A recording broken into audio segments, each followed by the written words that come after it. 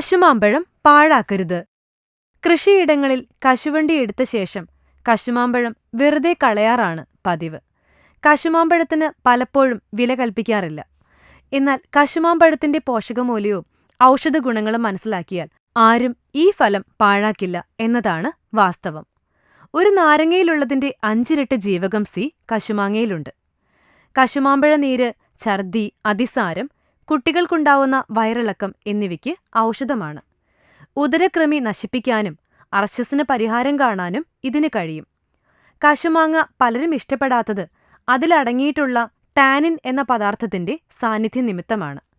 എന്നാൽ 1 litre കശുമാങ്ങ ചാറിൽ 1 ounce കഞ്ഞിവെള്ളം ചേർത്ത് വെച്ചാൽ ഈ ചവർപ്പ് മാറ്റിയെടുക്കാം. അല്ലെങ്കിൽ PVP പോളിവിനൈൽ പെറോളിഡിൻ എന്ന രാസവസ്തു ചേർത്തും കശുമാങ്ങ ചാറിന്റെ ചവർപ്പ് മാറ്റാവുന്നതേയുള്ളൂ. ചവർപ്പ് മാറ്റിയ ചാറുപയോഗിച്ച് juice, syrup, jam, chutney, vinegar, ഫൈനി, കാൻഡി എന്നിവയൊക്കെ ഉണ്ടാക്കുകയും ചെയ്യാം.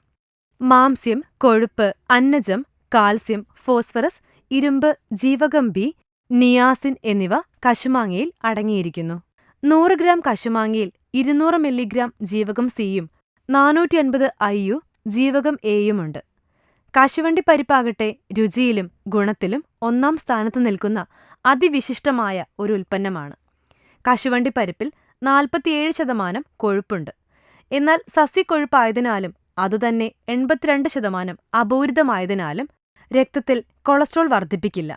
മാത്രമല്ല, ഇതിലെ കൊഴുപ്പ് ശരീരത്തിലെ കൊളസ്ട്രോളിനെ സന്തുലിതാവസ്ഥയിൽ നിലനിർത്താൻ സഹായിക്കും.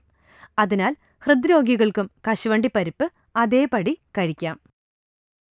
രുചിക്കൂട്ടുകളുടെ വൈവിധ്യമറിയാൻ ഈ ചാനൽ സബ്സ്ക്രൈബ് ചെയ്യൂ. Tasty world.